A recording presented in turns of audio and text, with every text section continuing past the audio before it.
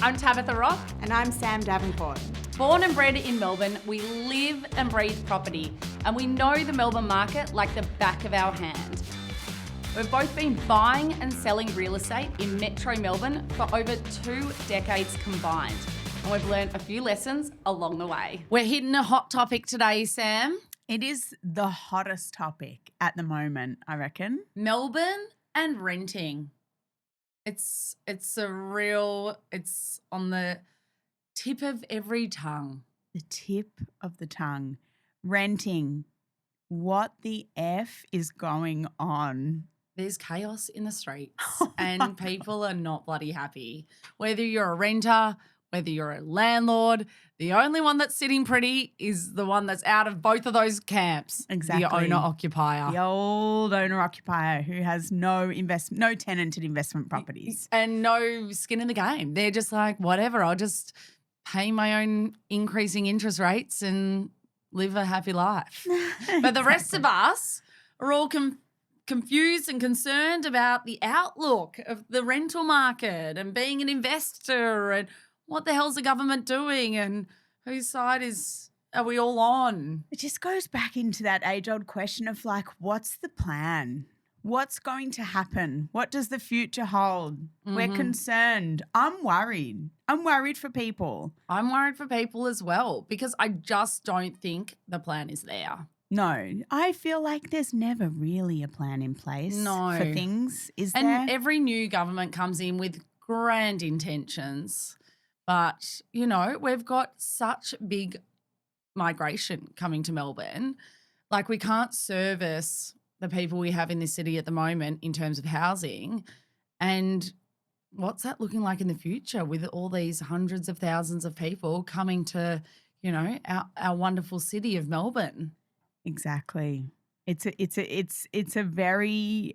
Yeah, it's probably a 3-parter, let's be honest. It is. But we thought, obviously, today we would just cover off a little bit on sort of the current rental market. If you're in it, if you're not in it, if you're aware of it, there's been basically a 25% increase in rental prices across the last 18 months.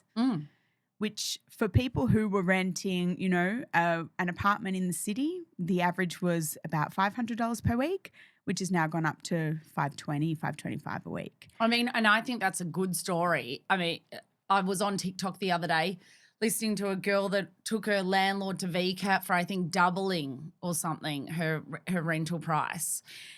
Weekly rental price, which is outrageous. But and there's stories all over the place of just these obscene rental increases that just are unmanageable for people. And so then they're forced to move out of these places, which means moving costs and all associated costs, and then trying to find another rental. Which is the hardest part of it all, trying to find another rental. You go out into the rental market and you go and have a look at a very basic, very standard 2-bedroom apartment in the city, which, you know, has no outlook whatsoever, sort of backs onto the next property, the neighbouring property. You know, you might have a tiny little balcony, super basic, and you've got 40 people through the inspection and 6 applications. I mean...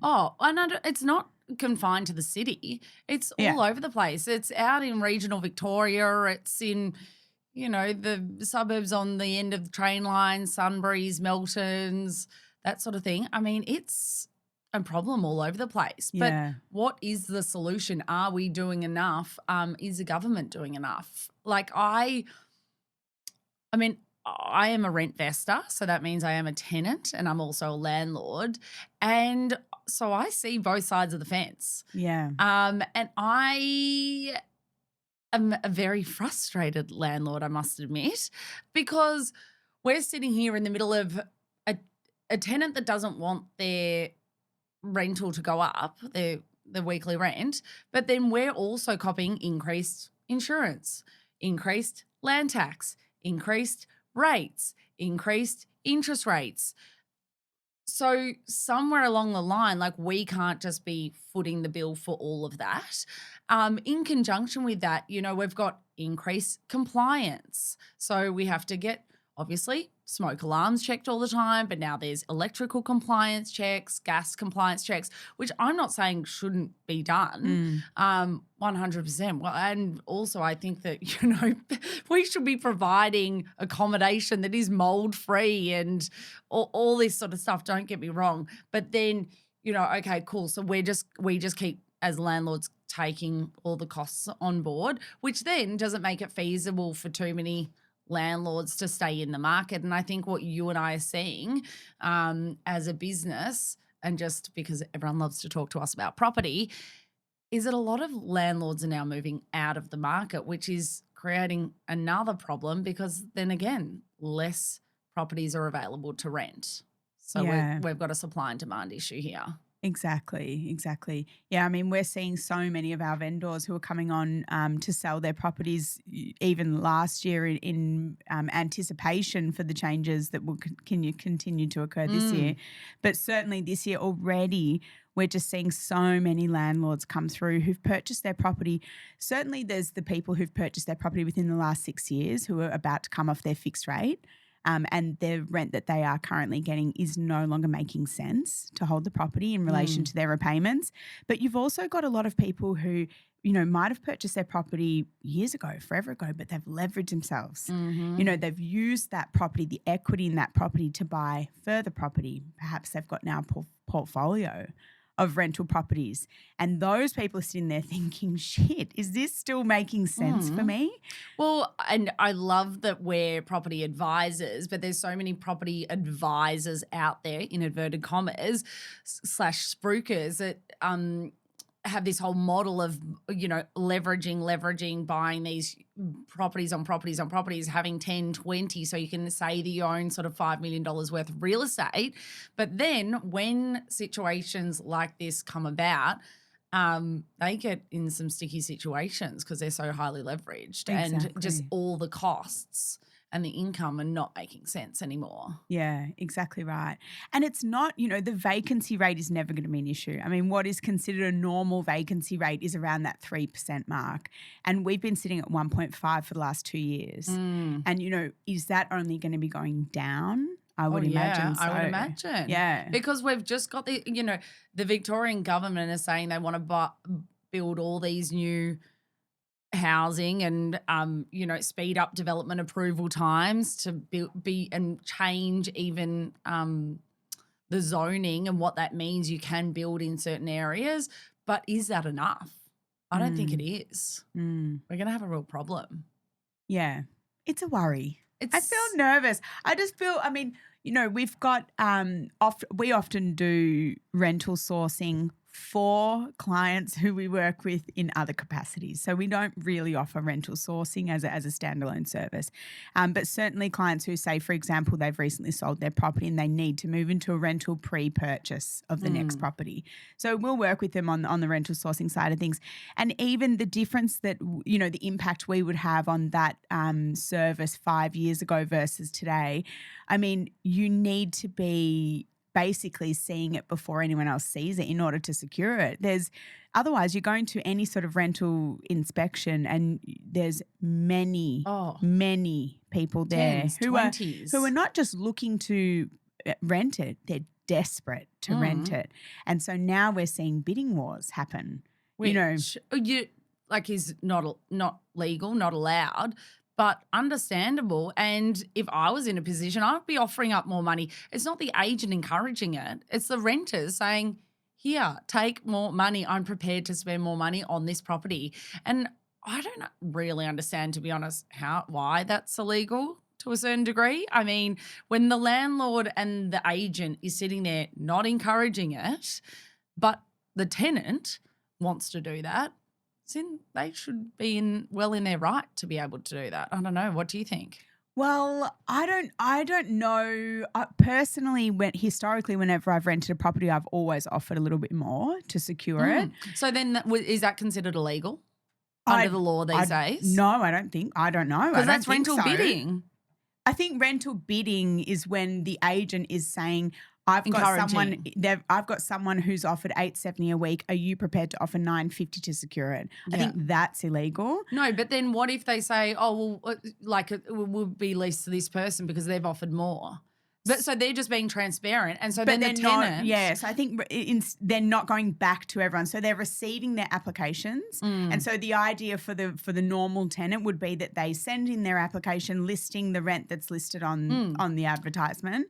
But then if someone puts forward something a little bit higher, but perhaps they've got 2 dogs with them, so now the landlord receives all their applications and they make their decision based on what's in front of them rather than now going back to people and negotiating it. But I was literally just the other day reading some social media commentary around this, and they said, the advertised price was $550 a week, and then it ended up letting for $650. That's not legal. That's not right. But that's exactly the scenario you're talking about. Someone just wants to offer it. There was no bidding involved, but they put $100 extra a week. I thought that the issue with that was that then the agent went back to others requesting more. That was where that's that the was bidding. the problem. Yeah. But I think that people see that increased rental figure and think there was some sort of bidding situation, where in fact I think it's just a lot of tenants putting a higher rental figure forward. To get a bit of an advantage in a competitive landscape. And why would you not? Well, exactly. Well, again, when you've got very little option in terms of what you're looking at, I mean, the quality of property that's out there for rent in that bracket, and I'm talking in Melbourne, sort of inner Melbourne. So as we start to get within sort of 10, 15 kilometres of the CBD, in the donut around it on every corner, maybe not so much out in the western side, but if you've got sort of, let's say, $550 a week to spend, which is like $2,400 per calendar month or something along those lines, $2,600 per calendar month, that for a single person who's on a regular job, let's say they're a property manager, shall we? We shall, Earning the average income of $79,000 per annum. 79, very specific number. Love it. That's what they're looking. Or 73, I think it is actually. It's definitely not 79. Average income of $73,000 per annum, and they're looking to, rent a property for $2,500 per month. The option of what's out there is pretty bleak. Oh, it's slim pickings. Slim pickings, all, hideous, dirty, unrenovated, small. There's no quality of life in these properties. I know. Well, I was actually on lingering on a Facebook group recently, and there was a journalist that posted a comment in there saying, would love to have any stories from tenants where they, worried they'll get kicked out of their property and, so they're not reporting maintenance or they're not doing this, they're not doing that. And I just, there was a flurry of people like, yes, that's me. I don't report any maintenance. So that's a whole nother set of issues. And then in conjunction to that, I was talking with a friend recently who's got an investment property and they went to put the rent up, and that whole process of that reletting and them negotiating the new lease and the increase in the rent, the property manager and the company were getting, $250. So the rental increase of $10 a week or $20, whatever they negotiated, was actually negated by this fee that was being charged by the real estate agency of $250 to renegotiate this. Yeah. So it's like, it's not even in the landlord's best interest. The only winner in that scenario is the property management team, which they need to be paid for their work. I'm not saying maybe that should be included in their management fee, but whatever. Yeah, exactly. I mean, that's probably the area in which I feel like there should be some government guidance, not necessarily laws in place, but there should be sort of there's 2 ways to look at, increasing rent. So let's say, for example, you've got a landlord who's purchased the property, 10 years prior. Maybe let's say they paid $550 at the time. The property's now worth much closer to $1 million, and perhaps they don't have much left on their loan, if anything. Perhaps they have leveraged themselves and they've got $500 left on their loan. Whatever the story might be from that side of things, it's very low in comparison to the current value of the property. and that they've had a quality tenant in place for multiple years, and now they've got a property manager saying to them, "Oh, I've noticed you haven't increased your rent for a few years." And the landlord says, "Yeah, I'm happy with my tenant in there. They've been really good, you know." And then the property manager says, "Well, in line with current market values, in fact, your property is currently being let out, you know, well below market value, and you should actually increase it to X amount in the next, in line with the next lease that's coming up." There should be something in place around that. I mean, you have to look at everyone involved in that scenario. It's not just a matter of lining the landlord's pocket.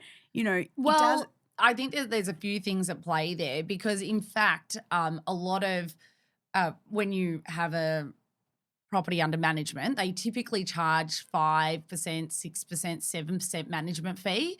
So because it is a percentage, if they do increase the rental, they are rewarded. So Yeah. I think that they're actually doing their job to a certain degree, the Yeah. property manager. I don't like it as a tenant. Do I like it as a landlord? Probably. I mean, like, you know, if it's in line with current rental values, okay.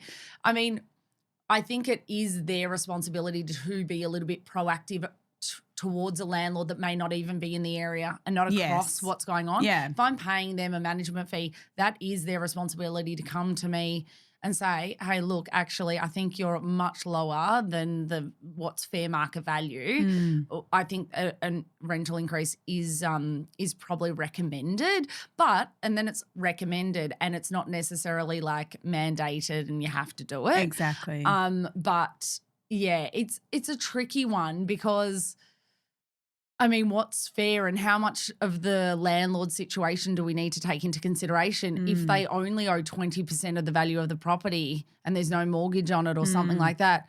Then does the government have a right to say how much they can increase the rent by? I think that that's just too convoluted. Yeah, and also on the alternative to that, is there some sort of, you know, ownership from anyone where you need to also take into account the tenant's circumstances?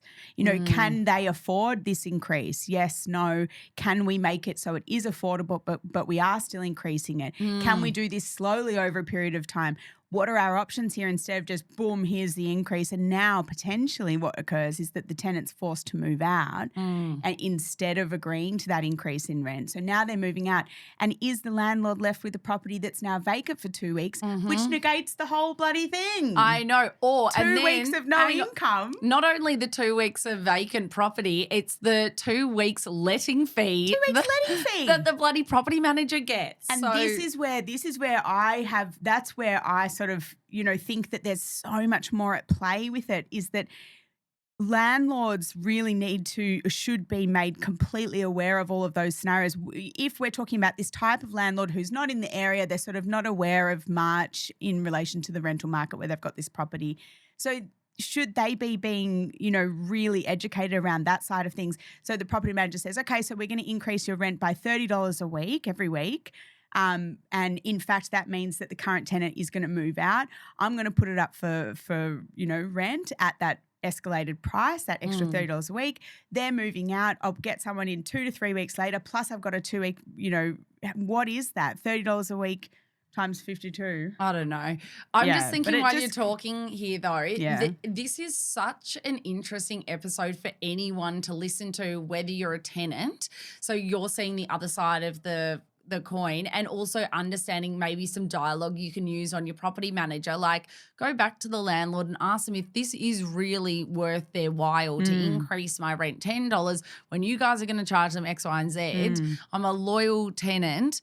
Do you really want me moving out? Like, who's that going to help? Yeah. And also, landlords, think about all this sort of stuff. Yeah. Like, if you've got a quality tenant in your property, don't rock the apple cart. Rock the boat. Rock the boat. Okay. Rock the boat. But $30 a week for 52 weeks is $1,500. Yeah. So, you know, if they're, let's say they're paying $530, that's $2,000 something per month. Yeah, it doesn't make sense to increase the rent. Keep the tenant in there, keep them happy, or just give them a smaller increase. But yeah, it's difficult because, like you say, there's a lot of things coming into play as of last year and this year that are changing the landscape for a landlord altogether. Oh, yeah. And I say It's funny because we typically buy for a lot of owner occupiers. We Mm. sometimes get the investor, the mum and dad investor that wants something in Metro Melbourne, sit and forget. But we're really making sure we have conversations with people around just this whole ownership of property and being a landlord, and the laws that come about. Like, I mean, it's pretty crazy, but it's really difficult to kick out a tenant if they're not paying rent, or if, all these different things, which is probably too much to go into in this episode. But there's a lot of responsibility. There's a lot of costs. There's a lot of maintenance. Yeah. There's a lot of you like to think you've got a really great property manager and they're consistent and they're fantastic and they communicate all the tenants' queries and maintenance. But oftentimes that doesn't happen. And okay, if the tenant doesn't pay their rent for a couple of months, are you okay to pay the mortgage repayments without that rental amount coming in? So I think that this is a great episode for everyone to listen to, whether you're a renter, a landlord, a potential landlord, an owner occupier thinking about building out a portfolio. It's like, just think about a few things in this process, because it's definitely not sit and forget. Like, once upon a time, I think it certainly was. Yes. Back in the day when the ledger was a little more balanced, I think it's probably tipped hugely in the tenant's favour at the moment. And I say that being a tenant. But And that when you say that, that's really talking from a compliance aspect, from a government mandated VCAT specifically, for sure. And then all of the basically penalties that the government, will charge you. Taxes. Taxes. Call them penalties or taxes. For being so clever that you've got multi properties.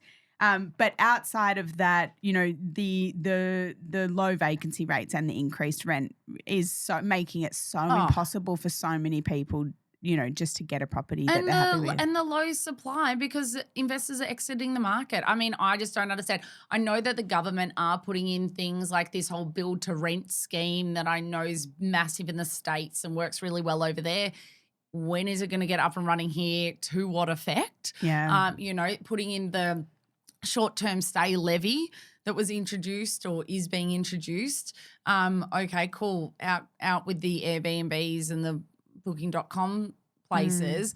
So is that going to make people move that property to long-term rental, or is it going to get them to exit the market? Exactly. Well, the last 5 apartments that we've sold for investors all ended up selling to first-home buyers. Yeah. They didn't go back into the rental market. Yeah. But I think that that's really an interesting conversation, because then, okay, these first-home buyers, were they renters? Were they saving? Were they in a position to buy and they just got over the rental market? Did they get parental help? Because their boomer parents are just reading these age articles about how much of a shambles the rental market is in, and they're trying to get them on the ladder. That's exactly who it went to. It went to originally tenants, who then got a leg up from some form of family help, and got into the market. There's a lot going on. I can talk about this for days and days, because I think it's just, there's so many aspects to consider. There's not one size fits all. Everyone's very opinionated about this. You speak to a boomer about this conversation and they have zero empathy, versus, the tenant that's had their rent jacked up 50%, to the landlord that's not had a tenant pay for 2 months and they can't kick them out. So it's like, geez. It just depends who you speak to and what position they're sitting in is what opinion they're going to sit with. Yeah. Exactly. But basically it's a big fat mess. Big fat mess, and us sitting here in Little Paran Sitting pretty. Can't do much about it, but we're here just to keep minds open, ears open, and discuss the topic. And because there's a lot going on. I feel like I'm going to be in government later in life. Yes? I see myself as like a 50-year-old something Sitting in Parliament. Working for the people, just trying to get something in place that's actually going to work. That makes sense. Like, It's enough like, of these what policies. are we doing? That How many just- people does it take to sit in a room to get nothing to happen? I know. Or get something to happen that doesn't even make sense. That doesn't work. That's like, so I read here, you know, effort to build 800,000 new homes over the next decade. That doesn't even touch the sides. Drop in the ocean. Anyway. Food for F. thought, kids. But let's Move on. fuck, marry, kill. F, marry, kill. All right. Being a landlord of multi-properties today. Today. Okay. You own multi-properties. Okay. Or being a tenant and also you're looking for your first home to buy. So you're currently a tenant and you're looking for your first home to buy. Or you're an owner-occupier coming off your fixed rate this year. Oh, that. And you're stretched to buy. That tripling my mortgage repayments. Like next week. Fun. Boom. I'm starting to drive Uber.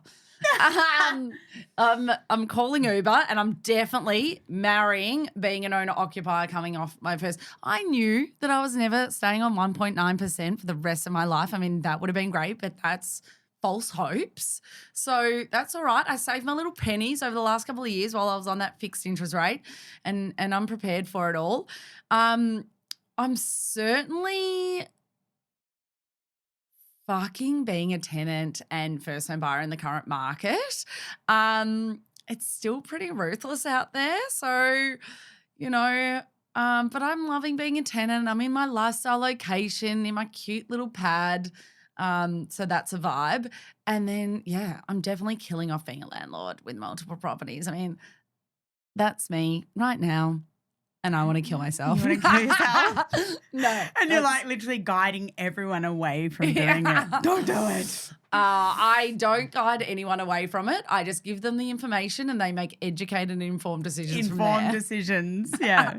Girl, what are you doing? Tell me. I'm definitely the same. Marry being an owner-occupier coming off fixed rate this year. Just all I just do is just change my lifestyle within my own little home and just enjoy my life there and just tighten the belt straps, bootstraps, belt strap. Whatever. You're growing your own iceberg lettuce rather than buying an archer. 100%. Oh my God. You literally just live off your own land, whatever that is. We're buying chickens. You'll be just fine. Oh my God. The church down the road from me has chickens. Have I told you that? No. So in the mornings we go up and we get their eggs. Are you allowed to do that? Is that a free-for-all? It's a free-for-all. Okay. It says there's notices. They've got Really? names. The chickens have got names. Yeah. It's a community garden. Oh, that's cute. It's so cute. And so it's fox-proof, obviously. Yes. Yeah. They're in like a full thing. You can go into it though and pet Really? them. Yeah. That's cute. I love it. Who needs a Collingwood Children's Farm when you've got a church? Right round the corner in Elsternwick. Oh, don't everyone go there. Actually, they'll take my eggs. Yeah. I'm definitely killing being a landlord of multi-properties because I just feel like you're in the hands of the government. You're not necessarily in your own decision-making seat. You're not calling the shots as much as you would want to be. Being a tenant and first home buyer in the current market, I think that's fine. I think you can, you know where you're sitting. You can plan. You can make a plan for the future, and hopefully you'll be buying a property this year. How fun. Yeah. Let's Fun. go. 2024, buying property, getting on the property ladder. Love it. It's been fun. Bye.